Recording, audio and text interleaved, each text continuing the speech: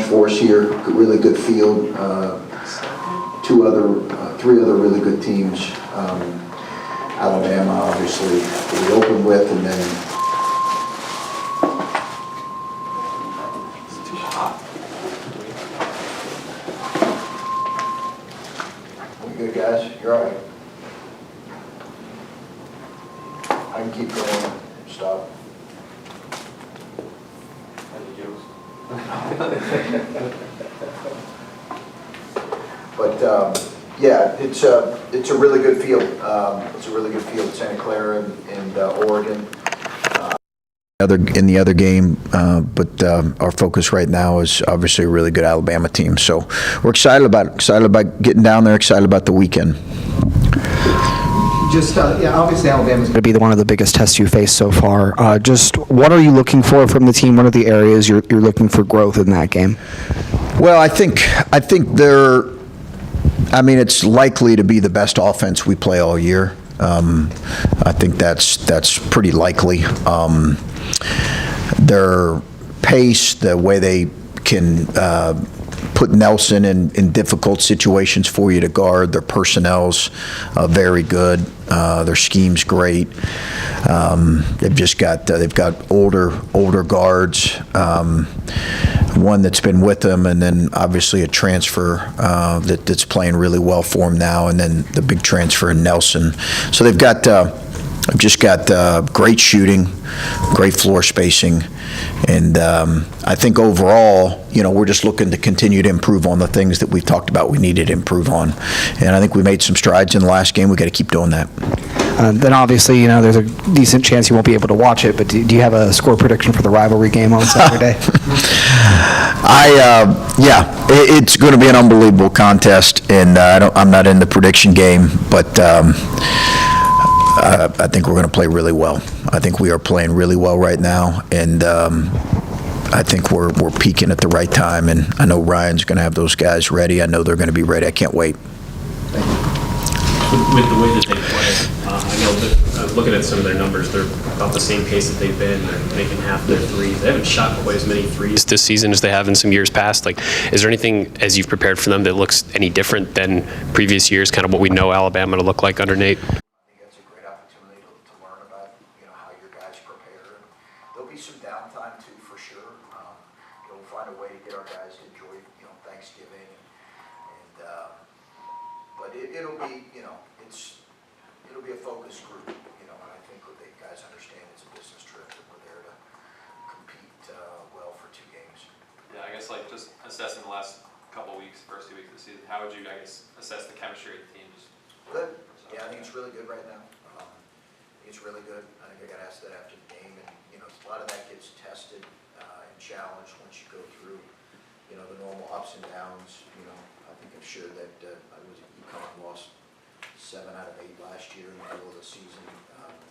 Something wild. Had a really difficult stretch, 6 out of 7, or whatever it was. So that really gets tested. Obviously, they came through with flying colors. So all that stuff gets tested once you go through long stretches of a challenging part of the season. So I'm excited to see, but it's been great so far. How much do you put your guys in a game like this against an offense like this, not to just go out and start chucking threes to try to maybe keep pace with the volume they might shoot? Yeah, I think there's an element of understanding, kind of what our game plan is, but guys have to be aggressive too. I don't think you want to have it's passive in any way. So it's going to be a faster paced game for sure, and I think we understand that. At the same time, you have to be smart in terms of the pockets of the game where maybe there's been some segments where it hasn't been as productive as you needed to, but I don't think you can go into a game like this, especially nowadays, being too much out of character of how you've coached your guys for the last several weeks. And we've talked a lot about the zone defenses that you've gone against and how that's forced you to maybe play your offense a little bit differently than you will for the bulk of the season. Defensively, are there things that you've been able to do against these first 4 opponents that will help you and be more prepared for how Alabama will play, as opposed to, I guess, that offensively has been a bit of a different.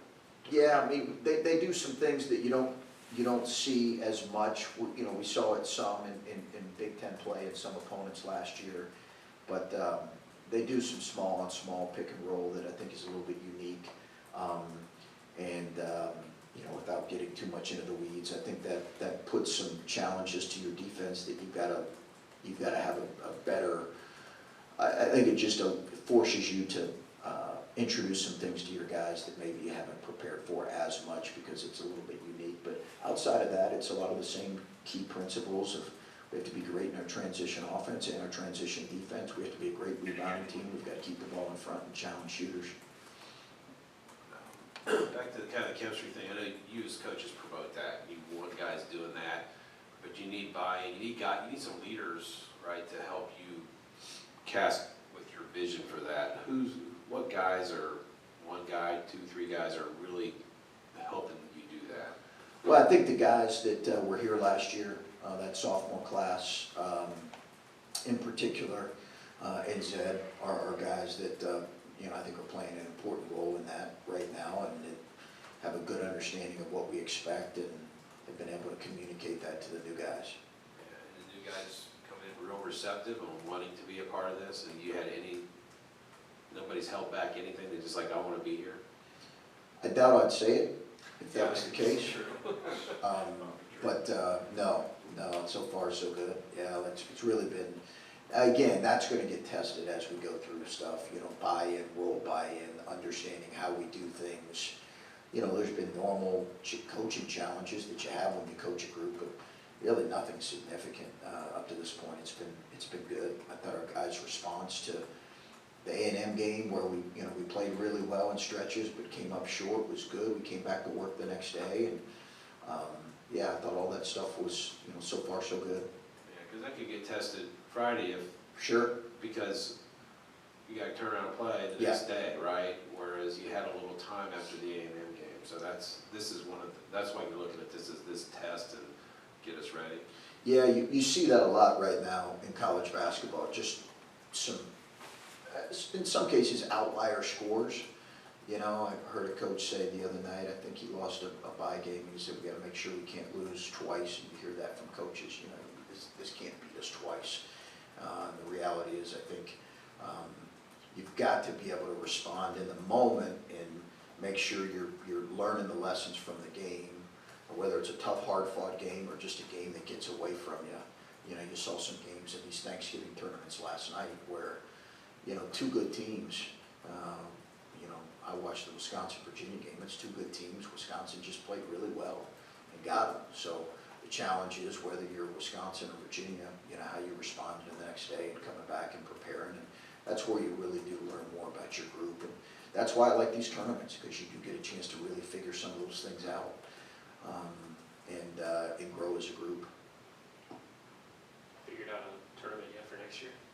Yeah, we do have them, Adam, and I would actually let the cat out of the bag if I could remember what it was, but I can't right now. So Any idea what state? I believe it will be down south again, Yeah. but ask me next time, and I'll try to give you an answer on that.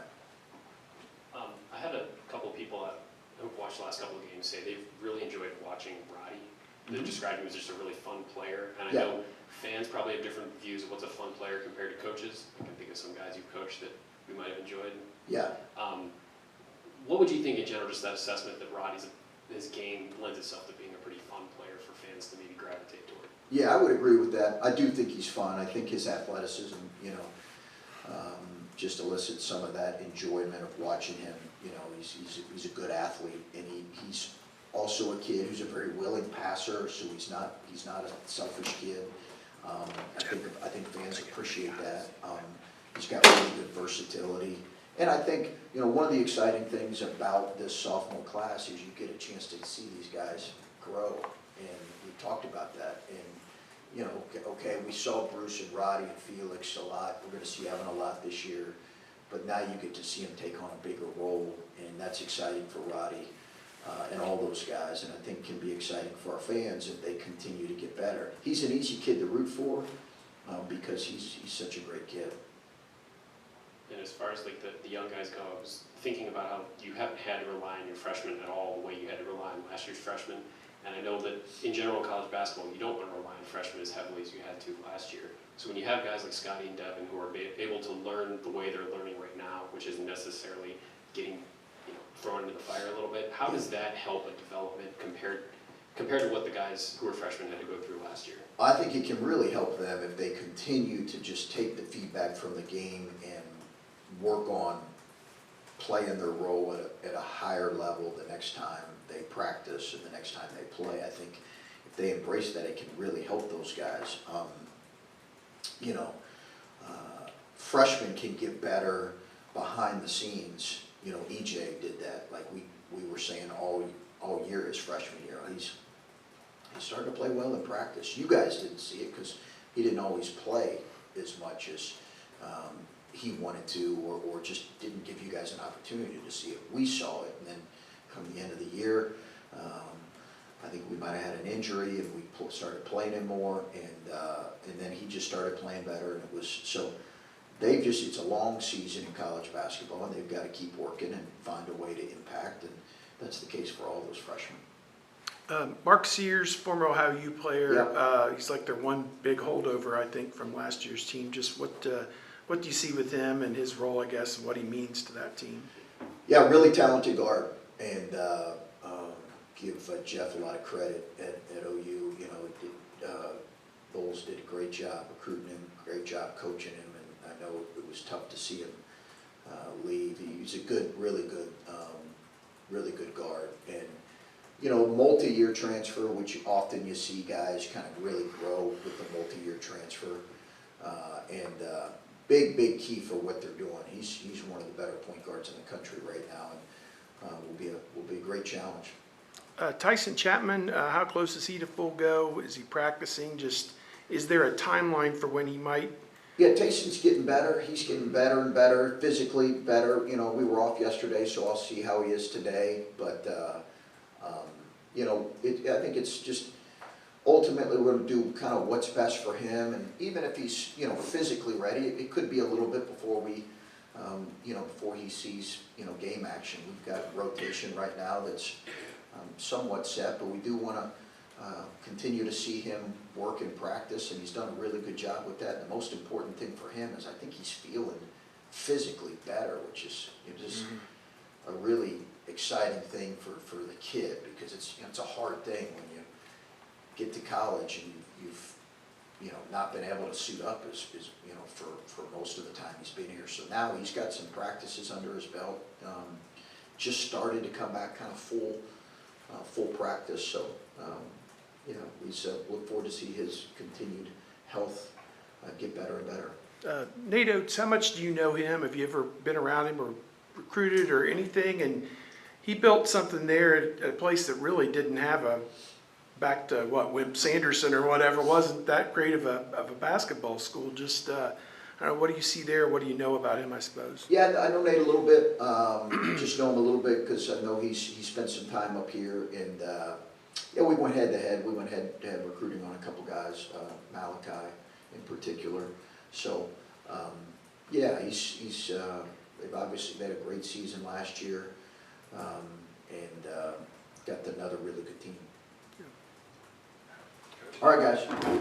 Yeah, happy Thanksgiving.